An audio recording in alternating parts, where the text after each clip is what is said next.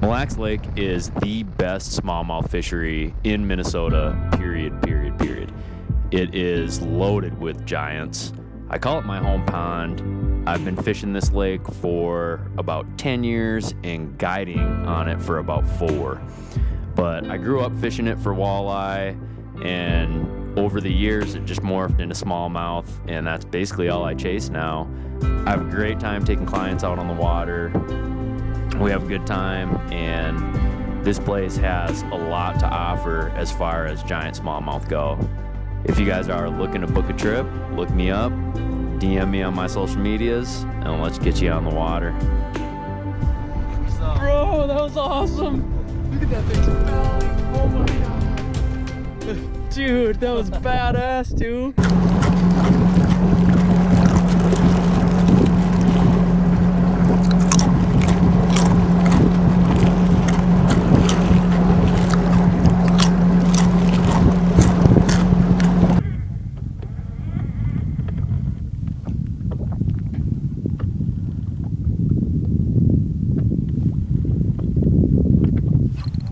There we go.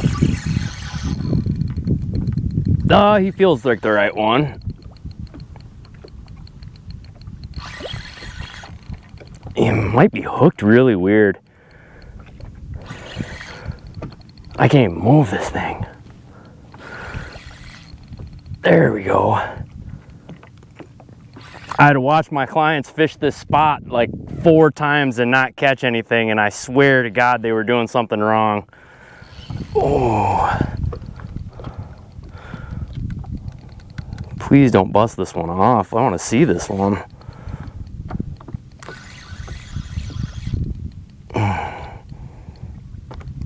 Oh God, that's a mega. That's a freaking stud, dude. What is going on, guys? Welcome back to the channel. We're back. We're on Mille Lacs Lake.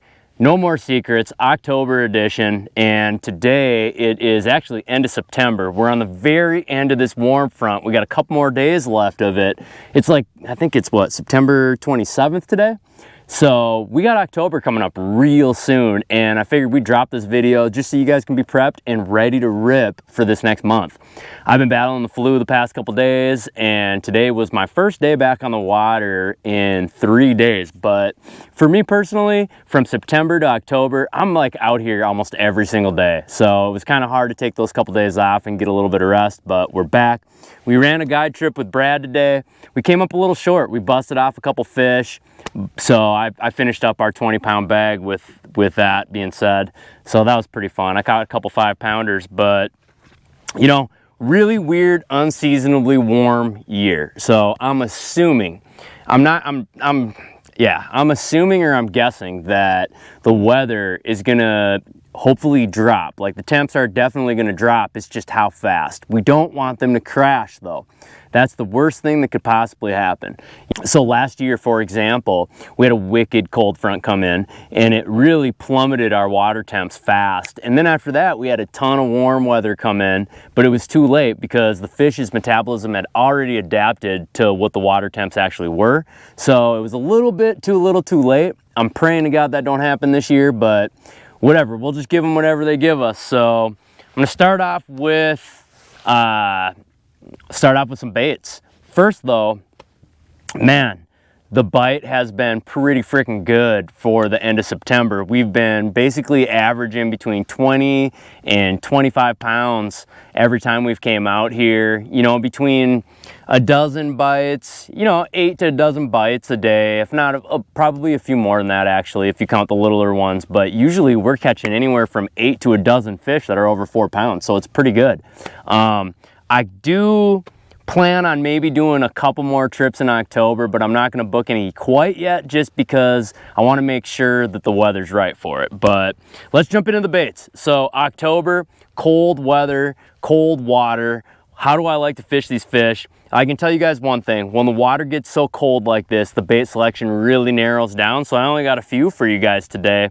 And I'll start off with the easiest one. And this one's going to stay locked in my hands until the bitter end, man, until basically it's snowing out and there's a skim coat of ice over the lake, and that's a Ned Rig.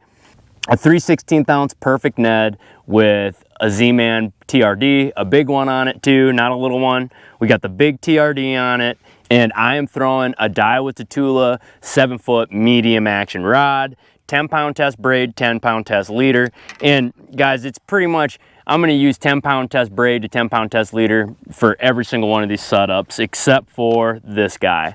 So another bait that I love throwing this time of year is gonna be a football jig. This is a Finesse football jig. Typically, you know, Somatis baits, we have a couple different ones, a couple different colors or whatever, but I ran out, and so this one just happens to be a Beast Coast sniper jig or whatever. But that is basically one of my favorite baits to throw this time of year, is going to be a Finesse football jig. So one thing about these Finesse football jigs is, depending on the brand that you buy, I know that there's a few out there that have really weak hooks, and so definitely be cognizant of what type of line you use. You know, 15-pound test fluoro, 17-pound test, even sometimes 20 could do, but I'm running 17-pound test Seagar Tatsu on this one, and then 7-foot medium heavy St. Croix Legend X. And, you know, perfect action for this technique. You know, a lot of times what happens, especially when I'm fishing this bait, is they really peck at it. So when I'm throwing this, a lot of times these fish are in their wintering holes, they're really lethargic, and so the bite's not really good. You know, especially when the water gets really cold, the bites really start to dim down. They're not as aggressive. The fish aren't moving as fast at stuff. So I'm really fishing this thing slow. So I'm throwing it out, and I might literally drag it like this.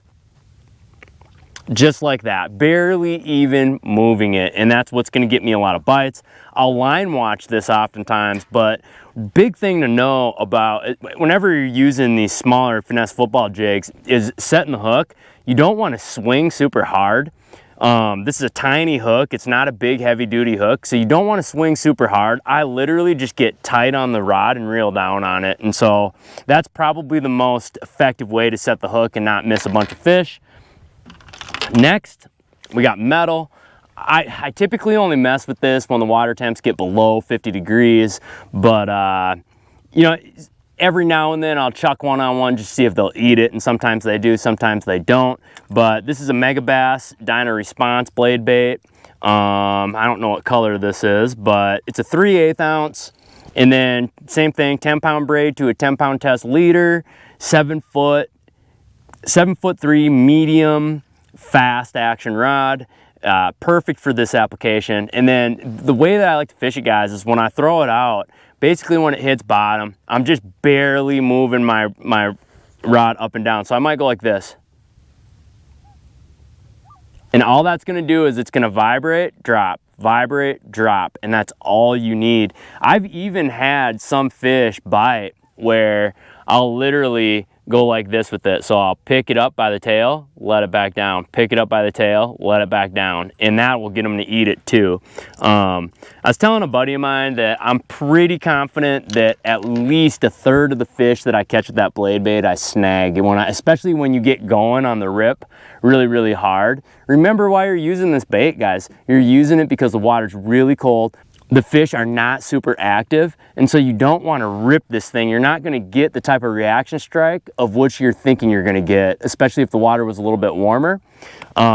This is more of a cold water deal, and so you're just trying to get these fish's attention to get them to come over to the bait and pick it up. And I'm telling you, when the water gets that cold, it does not take much action to get them to do that. So very, very little up and down raises with that rod tip is going to get you everything that you need as far as vibration goes. Next is going to be a swim bait, and honestly I don't have the right swim bait tied on right now. I usually have this on like a 1/4 ounce goldeneye with a casting setup similar to what I'm throwing that football jig with, and more of like a 4.8 inch Kitech or something like that, like a bigger size swim bait. But this will work too. Little swim baits, you know, this is a 3.8 3/16 ounce head. You know, that'll work too as well, but typically if it's going to be a swim bait, I'm going to throw a big one this time of year and just slow roll it. And the name of the game this time of year, guys, especially being that it's October, how slow can you fish your bait? That's going to be the big question. How slow can you fish it? Obviously the minnow is a big one, and I'm getting more into fishing a minnow. So it's been a lot of fun this year. I've caught a lot of bass doing this technique, and I strongly suggest that if you're not doing this technique, you should start. So jigging a minnow, that's an owner. This is just an owner round ball with a Raid minnow, Raid Japan minnow on the back of it. It's a 5-inch. It's obviously a little bit too long for that hook. Whoop. It's obviously just a little bit too long for that hook, and I pay for it. So problem is that all the heads that I can find online that have the right hook are all sold out. So if you guys find me some heads with like a 4-aught or a 3 hook on it, I definitely gladly buy them. But that's for sure the wrong hook, but I'm definitely gonna mess around with this, and this jig and minnow technique is gonna work until the bitter end. It'll catch them when they're ultra lethargic. Oh. Yeah, I guess that's it. That's it. I'm used to using like all my rods for this, and we only used 1, 2, 3, 4, 5 rods today. So guys, it is right now, like I said, it's end of September. I'm still catching them with a freaking wacky Senko right now. Like wacky Senko, drop shot, they're eating the hell out of it. But I can tell you guys that this is all gonna change this pattern. So I didn't even talk about this stuff because I think that this is gonna go by the wayside in the next couple days once the water chills down a little bit.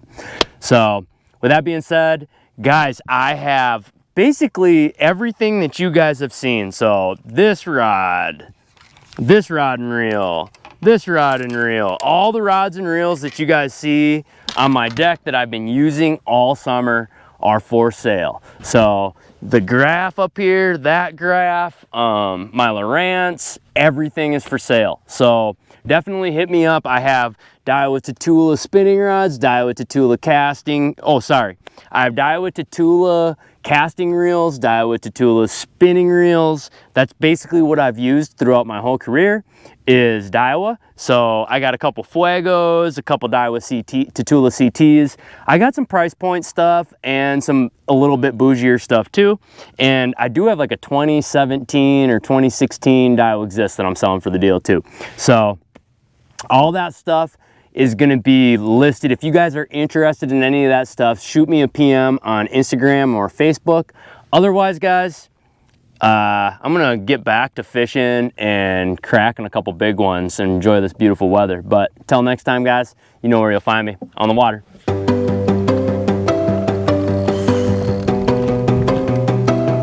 It's a freaking stud. Yeah, that's a stud. Wow, that's a mega, freaking mega, dude. Oh!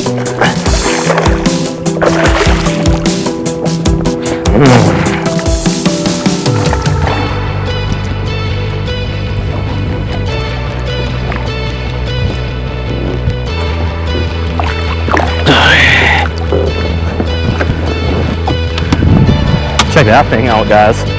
Wow. What a